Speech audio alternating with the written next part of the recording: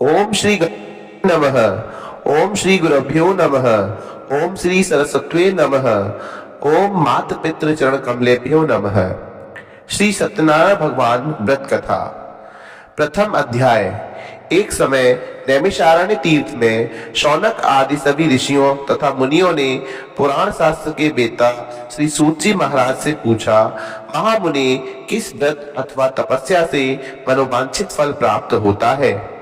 उसे हम सब सुनना चाहते हैं। श्री सूत जी बोले, इसी प्रकार देवर्षि नारद जी के द्वारा आने पर भगवान श्री कमलापति जी ने उनसे जैसा कहा था उसे मैं कह रहा हूं। आप लोग सावधान होकर सुने। एक समय योगी नारद जी लोगों के कल्याण की कामना से विविध लोकों में भ्रमण करते हुए पृथ्वी लोक में आए और यहाँ उन्होंने अपने कर्म फल के अनुसार नाना योगिनियों में उत्पन्न सभी प्राणियों की अनेक प्रकार के क्लेश दुख भोगते हुए देखा तथा किस उपाय से इनके दुखों का सुनिश्चित रूप से नाश हो सकता है, ऐसा मन में विचार करके वे विष्णु लोक को गए। वहां चार भुजाओं वाले शंख चक्र गदा पद्म तथा वनमाला से विभूषित शुक्ल वर्ण भगवान श्री नारायण जी का दर्शन कर उन देवादिदेव की वे स्तुति करने लगे। नारद जी बोले, हे वाणी और मन से परे स्वरूप वाले, अनंत शक्ति संपन्न, आदि मध्य और अंत से रहित, निर्गुण और सकल कल्याणमय गुणों से संपन्न, भक्तों की पीड़ा नष्ट करने वाले परमात्मन, आपको मेरा नमस्कार है।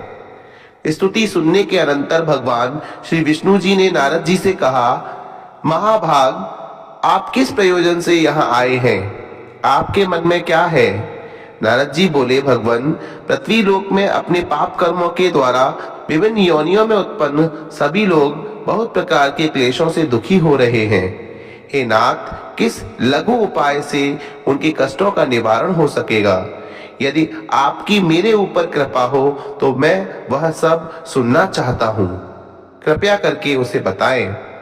श्री भगवान ने कहा, हे वत्स, संसार के ऊपर अनुग्रह करने की इच्छा से आपने बहुत ही अच्छी बात पूछी है। जिस व्रत के करने से प्राणी मोह से मुक्त हो जाता है उसे आपको मैं बताता हूं, तो कृपया ध्यान से सुने। हे वत्स, स्वर्ग और पृथ्वी लोक में दुर्लभ भगवान सत्यनारायण का एक महान व्रत है। आपके स्नेह के कारण इस समय मैं उसे कह रहा हूं। अच्छी प्रकार विधि विधान से भगवान सत्यनारायण जी का व्रत करके मनुष्य शीघ्र ही सुख प्राप्त कर परलोक में मोक्ष प्राप्त कर सकता है। भगवान की ऐसी वाणी सुनकर नारद जी ने कहा, प्रभु, इस बात को करने का फल क्या है? इसका क्या विधान है? इस व्रत को किसने किया और इसे कब करना चाहिए? यह सब विस्तार पूर्वक बताइए। भगवान ने कहा, यह श्री सत्यनारायण भगवान जी का व्रत दुख शोक आदि का शमन करने वाला, धन धान्य की वृद्धि करने वाला, सौभाग्य और संतान देने वाला तथा सर्वत्र विजय प्रदान करने वाला है। जिस किसी भी दिन भक्ति और श्रद्धा से समन्वित होकर मनुष्य ब्राह्मणों और बंधु बांधवों के साथ धर्म में तत्पर होकर सायकाल में भगवान श्री सत्यनारायण की पूजा करे, नैवेद्य के रूप में उत्तम कोटि के भोजनी पदार्थ को सवाया मात्रा में भक्ति पूर्वक अर्पित करना चाहिए। केले के फल, घी, दूध, गेहूं का चूर्ण अथवा गेहूं के चूर्ण के अभाव में साठी का चूर्ण, शक्कर या गुड़, यह सब योग्य सामग्री सवाया मात्रा में एकत्र कर निवेदित करनी चाहिए। बंधु बांधवों के साथ श्री सत्यनारायण भगवान जी की कथा सुनकर ब्राह्मणों को भोजन कराना चाहिए। भक्ति पूर्वक प्रसाद ग्रहण करके नृत्य गीत आदि का आयोजन करें। तदंतर भगवान सत्यनारायण का स्मरण करते हुए अपने घर को जाएं। ऐसा करने से मनुष्यों की अभिलाषा अवश्य पूर्ण होती है। विशेष रूप से कलयुग में पृथ्वी लोक में यह सबसे छोटा एवं सरल उपाय है। इति श्री स्कंद पुराणे रेवाखंडे सत्यनारायण भगवान व्रत कथायां प्रथमो अध्यायः संपूर्णम्। द्वितीय अध्याय। सूत जी ने कहा, हे ऋषियों, जिन्होंने पहले समय में इस व्रत को किया है उनका इतिहास कहता हूँ, आप सब ध्यान से सुने। सुंदर काशीपुरी नगरी में एक अत्यंत निर्धन ब्राह्मण रहता था। वह ब्राह्मण भूख और प्यास से बेचैन होकर पृथ्वी पर घूमता रहता था। ब्राह्मणों से प्रेम करने वाले श्री विष्णु भगवान जी ने ब्राह्मण को देखकर एक दिन बूढ़े ब्राह्मण का रूप धारण कर ब्राह्मण के पास जाकर आदर के साथ पूछा, हे विप्रदेव, तुम नित्य ही दुखी होकर पृथ्वी पर क्यों घूमते हो? तब उस ब्राह्मण ने कहा, मैं भिक्षा के लिए पृथ्वी पर फिरता हूँ। हे भगवान, यदि आप इससे छुटकारा पाने का कोई उपाय जानते हो तो कृपा कर मुझे बताएं। वृद्ध ब्राह्मण का रूप धारण किए श्री विष्णु जी ने कहा, हे ब्राह्मण, श्री सत्यनारायण भगवान मनवांचित फल देने वाले हैं, इसीलिए तुम उनका पूजन करो। इससे मनुष्य सब दुखों से मुक्त हो जाता है। ब्राह्मण को व्रत का सारा विधान बताकर बूढ़े ब्राह्मण का रूप धारण करने वाले श्री भगवान जी अंतर्ध्यान हो गए। जिस व्रत को वृद्ध ब्राह्मण ने बताया है मैं उसको अवश्य करूंगा, यह निश्चय कर वह ब्राह्मण घर चला गया। अगले दिन वह जल्दी उठा और श्री सत्यनारायण जी का व्रत करने का निश्चय कर भिक्षा मांगने के लिए चल दिया। उस दिन उसको भिक्षा में बहुत ही धन मिला, जिससे उसने पूजा का सामान खरीदा और घर आकर अपने बंधु बांधवों के साथ श्री सत्यनारायण भगवान जी का व्रत किया। इसके करने से वह ब्राह्मण सब दुखों से छूटकर अनेक प्रकार की सुख संपत्तियों से युक्त हुआ। तभी से वह विप्र हर मास व्रत करने लगा। इसी प्रकार सत्यनारायण जी भगवान के व्रत को जो शास्त्र विधि के अनुसार करेगा वह सब पापों से छूटकर मोक्ष को प्राप्त होगा। आगे भी जो मनुष्य पृथ्वी पर श्री सत्यनारायण भगवान जी का व्रत करेगा वह सब दुखों से छूट जाएगा। इस तरह नारद जी से सत्यनारायण भगवान का कहा हुआ व्रत मैंने आपसे कहा है। तब ऋषियों ने कहा, हे मुनीश्वर, संसार में इस विप्र से सुनकर किस किस ने इस व्रत को किया, यह हम सब सुनना चाहते हैं। श्री सूत जी ने कहा, हे मुनियों, जिस जिस प्राणी ने इस व्रत को किया है उस सब की कथा सुनो। एक समय वह ब्राह्मण धन और ऐश्वर्य के अनुसार बंधु बांधवों के साथ व्रत पूजन कर रहा था। उसी समय एक लकड़हारा वहां पर आया। उसने लकड़ियां बाहर रख दी और विप्र के घर चला गया। प्यास से व्याकुल लकड़हारे ने विप्र को व्रत करते देखा। वह प्यास को भूल गया। उसने उस विप्र को नमस्कार किया और पूछा, हे विप्र, आप यह किसका पूजन कर रहे हैं? इस व्रत से क्या फल मिलता है? कृपा करके मुझे बताएं। ब्राह्मण ने कहा, सब कामनाओं को पूरा करने वाला यह श्री सत्यनारायण भगवान जी का व्रत है। इनकी ही कृपा से मेरे यहाँ धन धान्य आदि की वृद्धि हुई है। विप्र से इस व्रत के बारे में जानकर वह लकड़हारा बहुत प्रसन्न हुआ। भगवान का चरणामृत ले और भोजन करने के बाद वह अपने घर को चला गया। अगले दिन लकड़हारे ने मन में संकल्प किया कि आज गांव में लकड़ी बेचने से जो धन मिलेगा उसी से भगवान सत्यनारायण भगवान जी का उत्तम व्रत करूंगा। मन में ऐसा विचार कर वह लकड़हारा लकड़ियां अपने सिर पर रखकर जिस नगर में धनवान लोग रहते थे वहां गया। उस दिन उसे उन लकड़ियों के चौगुने दाम मिले। वह बूढ़ा लकड़हारा अति प्रसन्न होकर पके केले, शक्कर, शहद, घी, दूध, दही और गेहूं का चूर्ण इत्यादि श्री सत्यनारायण भगवान के व्रत की सभी सामग्री लेकर अपने घर आ गया। फिर उसने अपने बंधु बांधवों को बुलाकर विधि विधान के साथ भगवान का पूजा और व्रत किया। उस व्रत के प्रभाव से वह बूढ़ा लकड़हारा धन, पुत्र आदि से युक्त हुआ और संसार के समस्त सुख भोगकर वैकुंठ को चला गया। इति श्री स्कंद पुराणे रेवा खंडे सत्यनारायण भगवान व्रत कथायाम द्वितीय अध्याय संपूर्णम। तो भक्तों, अब तीसरे अध्याय की हम कहानी सुनते हैं। तो तृतीय अध्याय श्री सूत जी ने कहा, हे श्रेष्ठ मुनियों, अब एक और कथा कहता हूँ। पूर्व काल में उल्कामुख नामक एक बुद्धिमान राजा रहता था। वह सत्यवक्ता और जितेंद्रिय था। प्रतिदिन देवस्थानों पर जाता और गरीबों को धन देकर उनके कष्ट दूर करता था। उसकी पत्नी सुंदर और सती साध्वी थी। भद्रशिला नदी के तट पर उन दोनों ने श्री सत्यनारायण भगवान जी का व्रत किया। साधु नामक एक वैश्य राजा को व्रत करते देख उनसे पूछने लगा, हे राजन, भक्ति युक्त चित्त से आप यह क्या कर रहे हो? मेरी सुनने की इच्छा है। तब महाराज उल्कामुख ने कहा, हे साधु वैश्य, मैं अपने बंधु बांधवों के साथ संतान की प्राप्ति के लिए महाशक्तिमान सत्यनारायण भगवान जी का व्रत व पूजन कर रहा हूँ। उसने कहा, हे राजन, मुझे भी इसका सब विधान बताइए। मैं भी आपके कथा अनुसार इस व्रत को करूंगा। मुझे कोई संतान नहीं है, विश्वास है इससे निश्चय ही मेरे यहाँ संतान होगी। राजा से सब विधान सुन व्यापार से निवृत्त हो वह वैश्य खुशी खुशी अपने घर आया।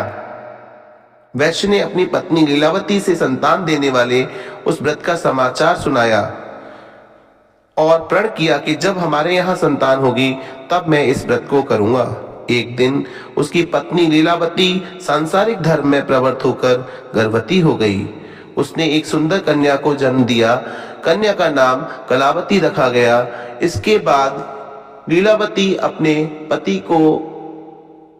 ने अपने पति को स्मरण दिलाया कि आपने जो भगवान का व्रत करने का संकल्प किया था, अब आप उसे पूरा कीजिए। साधु वैश्य ने कहा, हे प्रिय, मैं कन्या के विवाह पर इस व्रत को अवश्य ही पूरा करूंगा। इस प्रकार अपनी पत्नी को आश्वासन दे वह व्यापार करने चला गया। काफी दिनों पश्चात वह लौटा तो उसने नगर में सखियों के साथ अपनी पुत्री को खेलते देखा। वैश्य ने तत्काल कलावती के लिए कोई सुयोग्य वर की तलाश की। कंचन नगर के एक सुयोग्य वणिक पुत्र से अपने बंधु बांधवों सहित प्रसन्न चित्त होकर वह पुत्री का विवाह उसने उसके साथ कर दिया। वैश्य विवाह के समय भी सत्यनारायण भगवान का व्रत करना भूल गया। इस पर श्री सत्यनारायण भगवान की लीला हुई। अपने कार्य में कुशल साधु नामक वैश्य अपने जमाता सहित नाव को लेकर व्यापार करने के लिए समुद्र के समीप स्थित रत्नसारपुर नगर में गया। दोनों ससुर और जमाई राजा चंद्रकेतु के नगर में व्यापार करने लगे। एक दिन भगवान सत्यनारायण जी की माया से प्रेरित एक चोर राजा का धन चुराकर भागा जा रहा था। राजा के दूतों को अपने पीछे आते देखकर चोर ने घबराकर राजा के धन को उनकी नाव में रखा देखा तो पकड़कर राजा के समीप जाकर बोले, हम ये दो चोर पकड़कर लाए हैं, आप आज्ञा दें। राजा ने कारागार में डालने की आज्ञा दे दी। इस प्रकार राजा की आज्ञा से उनको कठिन कारावास में डाल दिया गया तथा उनका धन भी ले लिया गया। सत्यनारायण भगवान जी की लीला के अनुसार साधु वैश्य की पत्नी लीलावती व पुत्री कलावती भी घर पर बहुत दुखी हुई। उनके घर में रखा धन चोर ले गए। एक दिन शारीरिक व मानसिक पीड़ा तथा भूख प्यास से अति दुखित हो भोजन की चिंता में कलावती एक ब्राह्मण के घर गई। उसने श्री सत्यनारायण भगवान को व्रत करते हुए देखा। उसने कथा सुनी तथा प्रसाद ग्रहण कर रात्र को घर आ गई।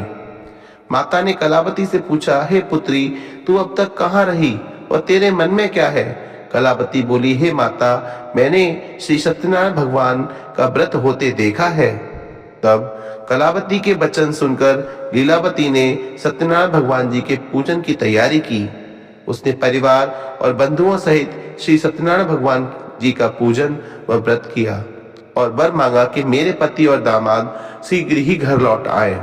साथ ही प्रार्थना की कि हम सबका अपराध जो भी हुआ हो वो क्षमा करो। श्री सत्यनारायण भगवान जी इस व्रत से संतुष्ट हो गए। उन्होंने राजा चंद्रकेतु को स्वप्न में दर्शन देकर कहा, हे राजन, जिन दोनों वैश्यों को तुमने बंदी बनाकर रखा है वे निर्दोष हैं, उन्हें प्रातः ही छोड़ देना। राजा से वचन कहकर भगवान अंतर ध्यान हो गए। प्रातः काल राजा चंद्रकेतु ने सभा में सबको अपना स्वप्न सुनाया और सैनिकों को आज्ञा दी कि दोनों बड़े पुत्रों को कैद से मुक्त कर सभा में लाया जाए। दोनों ने आते ही राजा को प्रणाम किया। राजा ने उनसे कहा, हे महानुभावों, तुम्हें भाभी बस ऐसा कठिन दुख प्राप्त हुआ है, अब तुम्हें कोई भय नहीं है, तुम मुक्त हो। ऐसा कहकर राजा ने उनको नए नए वस्त्राभूषण दिए तथा उनका जितना धन लिया था उससे दूना लौटाकर आदर से विदा किया। दोनों वैश्य अपने घर को चल दिए। इति श्री स्कंद पुराणे रेवा खंडे सत्यनारायण भगवान व्रत कथायाम तृतीयो अध्याय संपूर्णम। भक्तों, अब चतुर्थ अध्याय की हम कथा का वर्णन करते हैं। चतुर्थ अध्याय। श्री सूत जी ने कहा, वैश्य और उसके जमाई ने मंगलाचार करके यात्रा आरंभ की और अपने नगर की ओर चल पड़े। उनके थोड़ी दूर आगे बढ़ने पर दंडी वेशधारी श्री भगवान जी ने उनसे पूछा, हे वैश्य, तेरी नाव में क्या है? अभिमानी वणिक हंसता हुआ बोला, हे दंडी, आप क्यों पूछते हो? क्या धन लेने की इच्छा है? मेरी नाव में तो बेल और पत्ते भरे हैं। वैश्य का कठोर वचन सुनकर दंडी रूप में भगवान स्वामी जी ने कहा, तुम्हारा वचन सत्य हो। ऐसा कहकर वे वहां से कुछ दूर जाकर समुद्र के किनारे बैठ गए। दंडी महाराज के जाने के पश्चात वैश्य ने नित्य क्रिया से निवृत्त होकर नाव को ऊंची उठी देखकर अचंभा किया तथा नाव में बेल पत्ते आदि देखकर मूर्छित हो जमीन पर गिर पड़ा। होश आने पर अत्यंत शोक प्रकट करने लगा। तब उसके जमाता ने कहा, आप शोक ना करें, यह दंडी महाराज का श्राप है, अतः हमें उनकी शरण में ही चलना चाहिए, तभी हमारी मनोकामना पूर्ण होगी। जमाता के वचन सुनकर दंडी महाराज के पास पहुंचे और भक्ति भाव से प्रणाम करके बोले, मैंने जो आपसे असत्य वचन कहे थे उसके लिए मुझे क्षमा करें। ऐसा कहकर वैश्य रोने लगा। तब दंडी भगवान बोले, हे वणिक पुत्र, मेरी आज्ञा से तुझे बार बार दुख प्राप्त हुआ है, तू मेरी पूजा से विमुख हुआ है। तब उसने कहा, हे भगवान, आपकी माया से ब्रह्मा आदि देवता भी आपके रूप को नहीं जान पाते, तब मैं अज्ञानी भला कैसे जान सकता हूँ? आप प्रसन्न होइए, मैं अपनी सामर्थ्य के अनुसार आपकी पूजा करूंगा। मेरी रक्षा कीजिए और पहले के समान मेरी नौका को धन से भर दीजिए। उसने उसके भक्तियुक्त वचन सुनकर भगवान श्री सत्यनारायण भगवान प्रसन्न हो गए और उसकी इच्छा अनुसार वर देकर अंतर्ध्यान हो गए। तब ससुर व जमाता दोनों ने नाव पर आकर देखा कि नाव धन से परिपूर्ण है। फिर वह भगवान सत्यनारायण जी का पूजन कर जमाता सहित अपने नगर को चला गया। जब वह अपने नगर के निकट पहुंचा तब उसने एक दूत को अपने घर भेजा और दूत ने वैश्य के घर जाकर उसकी पत्नी को नमस्कार किया और कहा, आपके पति अपने दामाद सहित इस नगर के समीप आ गए हैं। लीलावती और उसकी कन्या कलावती उस समय भगवान का पूजन कर रही थी। दूत का वचन सुन साधु की पत्नी ने बड़े हर्ष के साथ सत्यदेव का पूजन किया और अपनी पुत्री से कहा, मैं अपने पति को दर्शन जाती हूँ, तू भी कार्य पूर्ण कर शीघ्र आना। परंतु कलावती पूजन व प्रसाद छोड़कर अपने पति के दर्शन के लिए चली आई, परंतु उसको पति का दर्शन प्राप्त नहीं हुआ। नौका को डूबा हुआ तथा कन्या को रोती हुई देख वैश्य दुखित हो बोला, हे प्रभु, मुझसे या मेरे परिवार से भूल हुई है, उसे क्षमा करो। उसके दीन वचन सुनकर सत्यदेव भगवान प्रसन्न हो गए। आकाशवाणी हुई, हे वैश्य, तेरी कन्या प्रसाद छोड़कर आई है, इसका पति अदृश्य हुआ है। यदि यह घर जाकर प्रसाद खाकर लौटे तो इसका पति अवश्य मिलेगा। आकाशवाणी सुन कर कलावती ने घर पहुंचकर पूजन प्रसाद खाया और फिर आकर अपने पति के दर्शन किए। तत्पश्चात वैश्य ने वहीं बंधु बांधवों सहित सत्यदेव भगवान का विधि पूर्वक पूजन किया और वह इस लोक का सुख भोगकर अंत में स्वर्ग लोक को गया। इति श्री स्कंद पुराणे रेवाखंडे सत्यनारायण भगवान व्रत कथायाम चतुर्थोऽध्यायः संपूर्णम्। तो भक्तों, अब पंचम अध्याय हम कथा का वर्णन करते हैं। पंचम अध्याय। श्री सूत जी बोले, हे ऋषियों, मैं एक और भी कथा कहता हूँ। प्रजापालन में लीन तुंगध्वज नाम का एक राजा था। उसने भगवान सत्यदेव का प्रसाद त्याग कर बहुत दुख पाया। एक समय राजा वन में वन्य पशुओं को मारकर बड़ के वृक्ष के नीचे आया। वहां उसने ग्वालों की भक्ति भाव से बंधु बांधवों सहित श्री सत्यनारायण भगवान जी का पूजन करते हुए देखा, परंतु राजा देखकर भी अभिमानवश ना तो वहां गया और ना ही सत्यदेव भगवान को नमस्कार किया। जब ग्वालों ने भगवान जी का प्रसाद उनके सामने रखा तो वह प्रसाद त्याग कर अपने नगर को चला गया। नगर में पहुंचकर उसने देखा कि उसका सब कुछ नष्ट हो गया है। वह समझ गया यह सब भगवान सत्यदेव ने ही किया है। तब वह उसी स्थान पर वापस आया और ग्वालों के समीप गया और विधि विधान पूर्वक पूजन कर प्रसाद खाया तो सत्यनारायण भगवान जी की कृपा से सब कुछ पहले जैसा ही हो गया और दीर्घ काल में सुख भोग कर स्वर्गलोक को चला गया। जो मनुष्य इस परम दुर्लभ व्रत को करेगा, श्री सत्यनारायण भगवान की कृपा से उसे धन धान्य की प्राप्ति होगी। निर्धन धनी बंदी बंधन से मुक्त होकर निर्भय हो जाता है। संतानहीन को संतान प्राप्त होती है तथा सब मनोरथ पूर्ण होकर अंत में वह वैकुंठ धाम को जाता है। जिन्होंने पहले इस व्रत को किया, अब उनके दूसरे जन्म की भी कथा सुनिए। सतानंद नामक ब्राह्मण ने सुदामा के रूप में जन्म लेकर श्री कृष्ण की भक्ति कर मोक्ष प्राप्त किया। उल्कामुख नाम के महाराज राजा दशरथ बने और श्री रंगनाथ जी का पूजन कर वैकुंठ को प्राप्त हुए। साधु नाम के वैश्य ने धर्मात्मा व सत्यप्रिय राजा मोरध्वज बनकर अपने पुत्र को आरे से चीरकर मोक्ष को प्राप्त हुआ। महाराज तुंगध्वज स्वयंभू मनु हुए। उन्होंने बहुत से लोगों को भगवान की भक्ति में लीन कर मोक्ष प्राप्त किया। लकड़हारा भील बन अगले जन्म में गोह नामक निषाद राजा हुआ, जिन्होंने भगवान श्री राम के चरणों की सेवा कर मोक्ष प्राप्त किया। इति श्री स्कंद पुराणे रेवा खंडे सत्यनारायण भगवान व्रत कथायाम पंचमो अध्याय संपूर्ण। बोलिए श्री सत्यनारायण भगवान जी की जय। श्री सत्यनारायण भगवान जी की जय।